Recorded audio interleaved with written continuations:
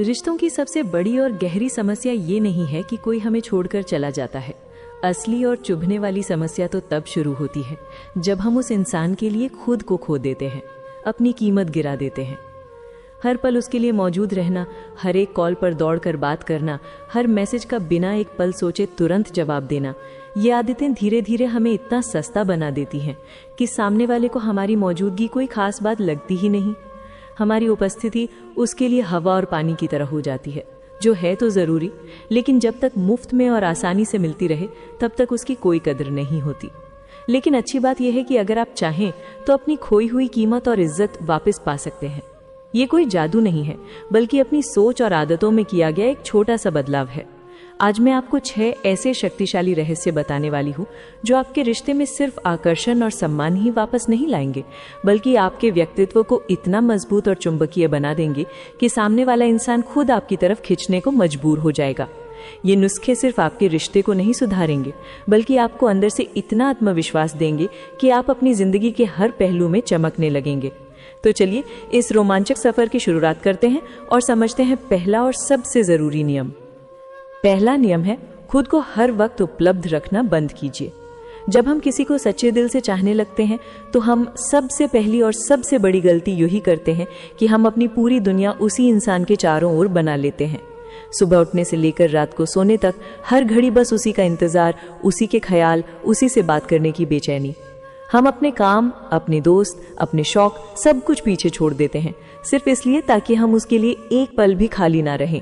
हमें लगता है कि हमारा ये त्याग और हर पल की मौजूदगी सामने वाले को ये एहसास दिलाएगी कि हम उससे कितना प्यार करते हैं, लेकिन हकीकत इससे बिल्कुल अलग और कड़वी होती है। मनोविज्ञान का एक सीधा सा नियम है, जिस चीज की सप्लाई ज्यादा होती है उसकी कीमत अपने आप कम हो जाती है। सोचिए, अगर सोना सड़क पर पड़े पत्थरों की तरह हर जगह मिलने लगे तो क्या कोई उसकी इतनी कद्र करेगा? बिल्कुल नहीं। उसकी कीमत इसलिए है क्योंकि वो मुश्किल से मिलता है, वो दुर्लभ है। यही नियम इंसानी रिश्तों पर भी लागू होता है। जब आप किसी के लिए 24 घंटे उपलब्ध रहते हैं तो आप अपनी दुर्लभता खो देते हैं। सामने वाले को ये लगने लगता है कि आप तो कहीं जाने वाले नहीं हैं, आप तो हमेशा यही मिलेंगे, और इसी सोच के साथ वो आपको हल्के में लेना शुरू कर देता है। उसे कभी आपकी कमी महसूस ही नहीं होती, क्योंकि आपने उसे कमी महसूस होने का मौका ही नहीं दिया। और जब तक किसी इंसान को आपकी कमी महसूस नहीं होगी, तब तक उसके दिल में आपके लिए तड़प या खिंचाव कैसे पैदा होगा?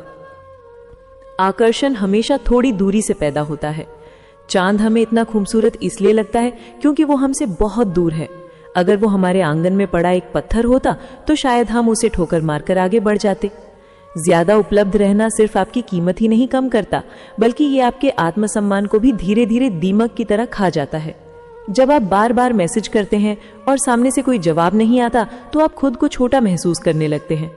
जब आप अपनी जरूरी मीटिंग छोड़कर किसी का फोन उठाते हैं और वो कहता है कि अरे मैं तो बस यूं ही फोन कर लिया, तो आपको अपनी बेवकूफी पर गुस्सा आता है।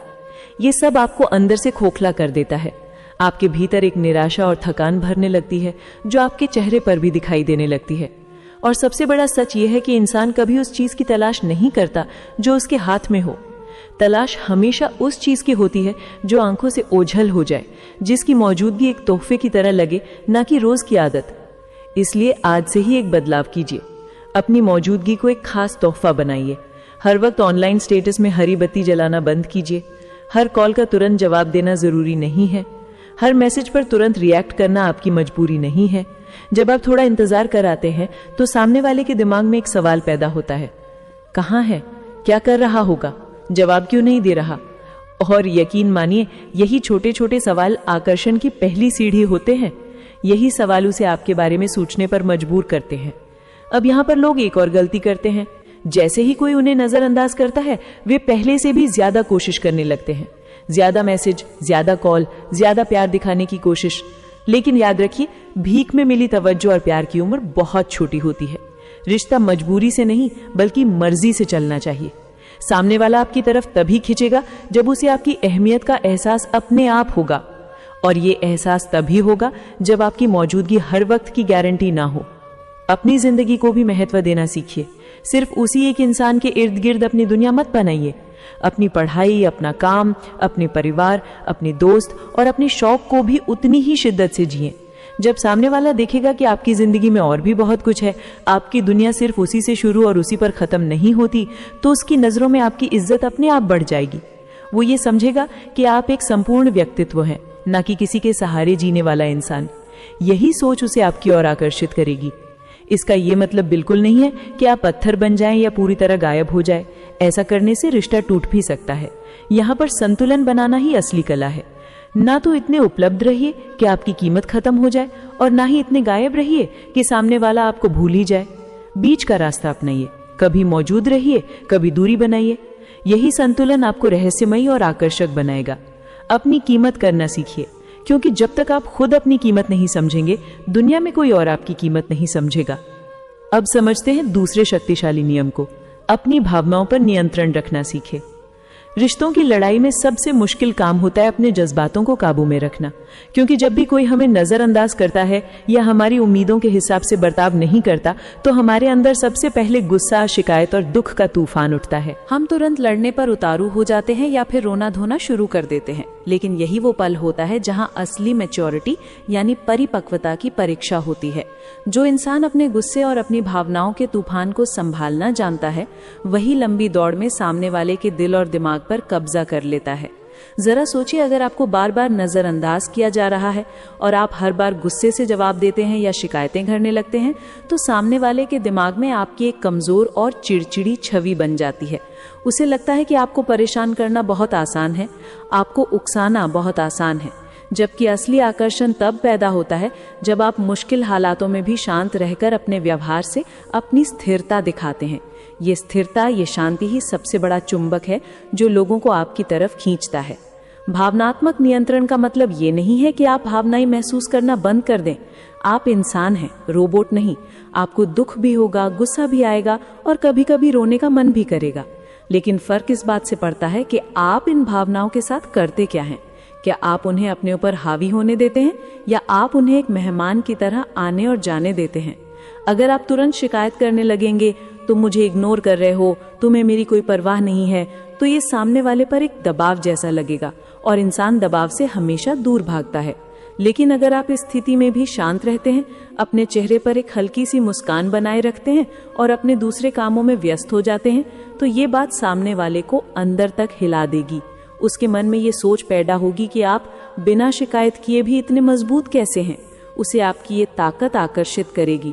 गुस्से में बोले गए शब्द अक्सर रिश्तों में ऐसे घाव कर देते हैं जो कभी नहीं भरते, जबकि शांति और स्थिरता टूटे हुए रिश्तों को भी जोड़ देती है। जब सामने वाला आपको जानबूझकर अनदेखा कर रहा हो और आप फिर भी शांति बनाए रखें, तो ये उसके पास एक मौन संदेश भेजता है कि आप अपनी कीमत जानते हैं और किसी के बुरे व्यवहार से आपके अंदर का समुद्र नहीं हिलता। यही बात आपके व्यक्तित्व को भीड़ से अलग और खास बना देती है।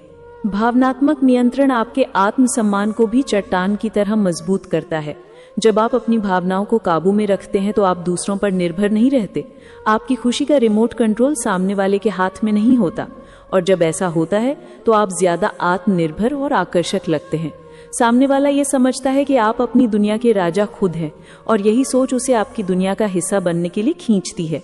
इसके अलावा स्थिरता से आप रिश्ते में एक संतुलन बनाए रखते हैं, क्योंकि अगर एक इंसान बार बार भावनात्मक तूफान लाता रहेगा तो रिश्ता बहुत थका देने वाला और बोझिल हो जाएगा।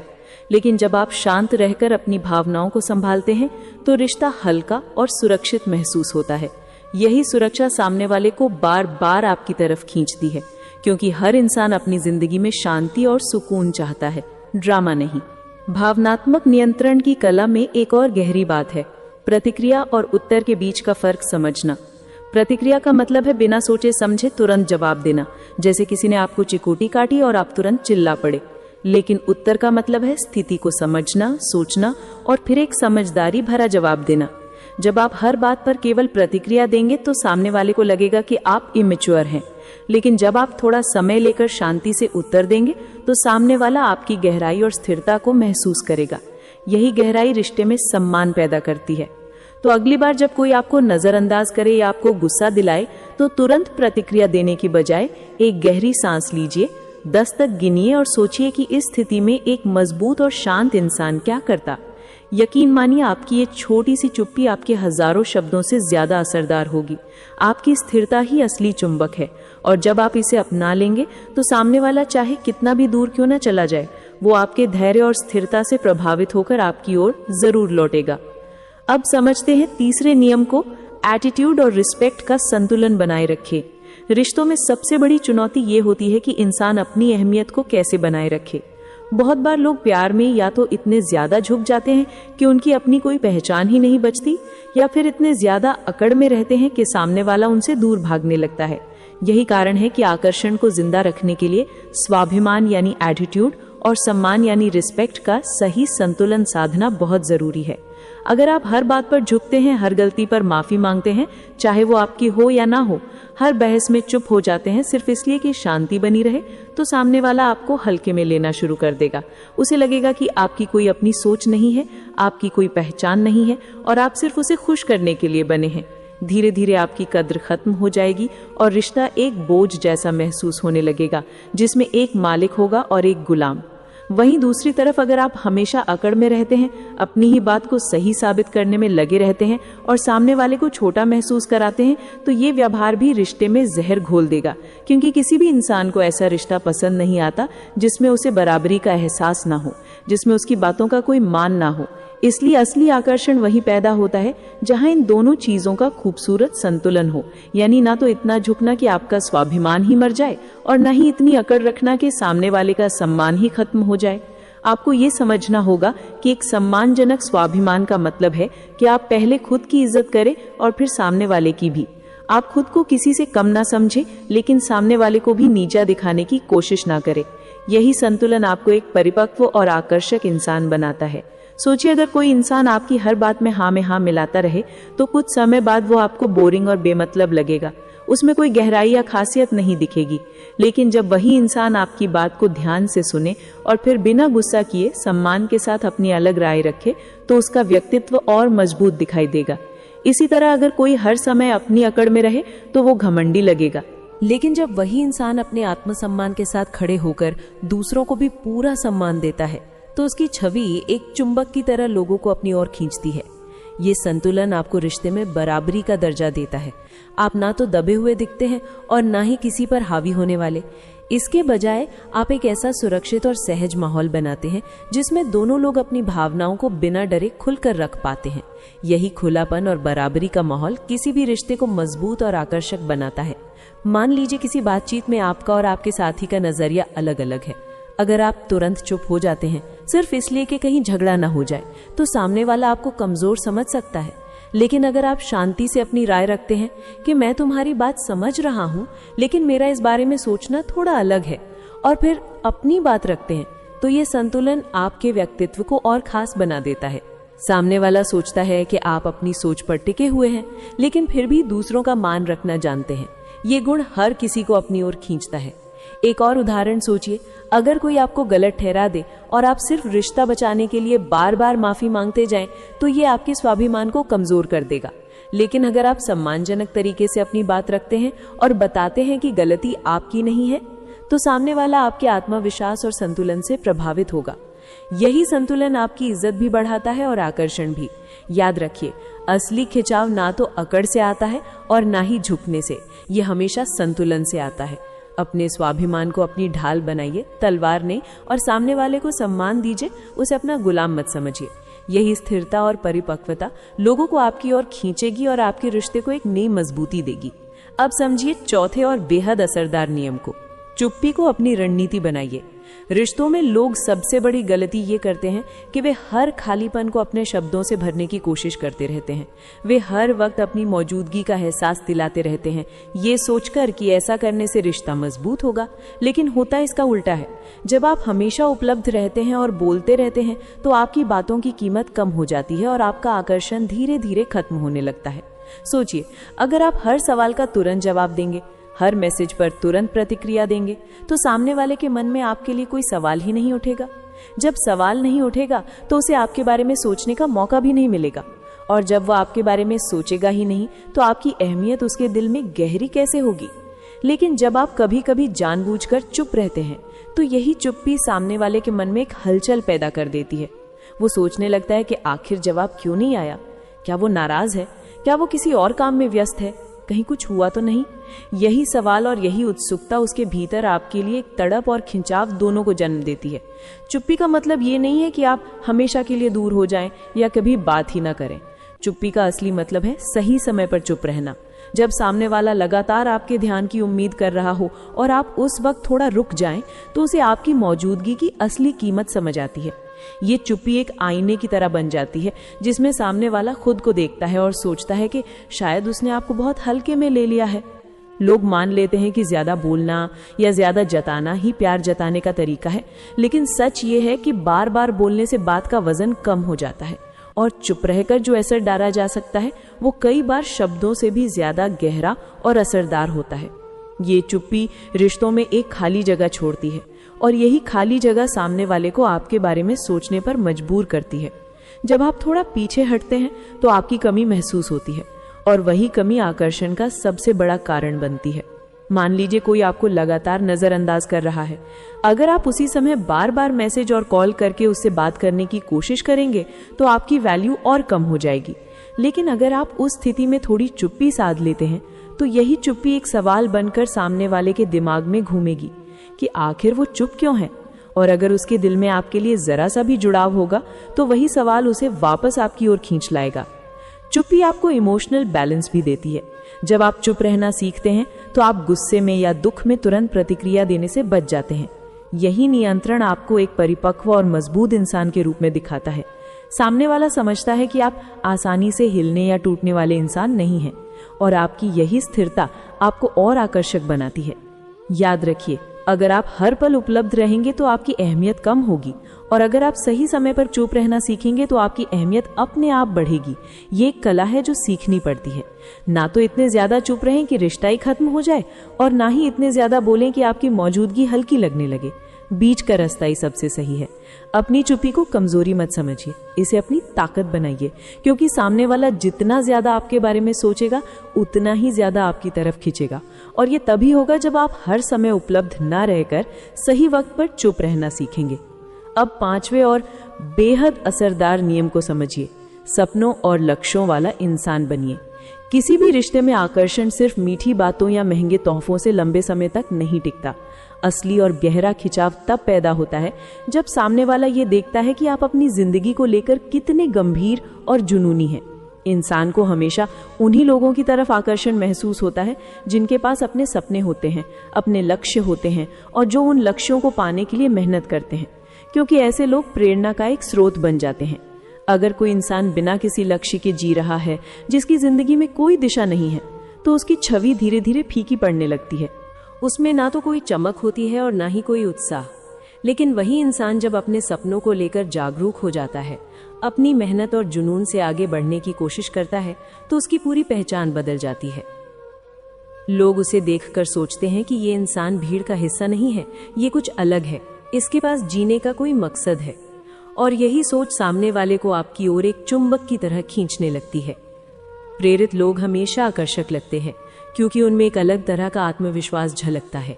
वे हर दिन को बेहतर बनाने की कोशिश करते हैं और उनकी यही सकारात्मक ऊर्जा दूसरों को भी महसूस होती है। जब आप अपने जुनून पर ध्यान देते हैं तो आपकी बातें भी गहरी हो जाती हैं, आपकी सोच में एक मजबूती आ जाती है और आपका पूरा व्यक्तित्व निखरने लगता है। यही निखारा आपको रिश्तों में और ज्यादा खास बनाता है। मान लीजिए दो लोग हैं। पहला इंसान हर समय सिर्फ रिश्ते पर ही ध्यान देता है, हर छोटी बात पर चिपकता है और अपने जीवन का कोई अलग मकसद नहीं रखता। उसकी पूरी दुनिया उसके साथी के इर्द गिर्द घूमती है। दूसरा इंसान रिश्ते को पूरा महत्व देता है, लेकिन साथ ही अपने सपनों और लक्ष्यों को लेकर भी उतना ही गंभीर है। वो मेहनत करता है, अपने भविष्य की योजना बनाता है और दुनिया में अपनी एक अलग पहचान बनाने की कोशिश करता है। ऐसे में सामने वाला किसकी ओर ज्यादा आकर्षित होगा?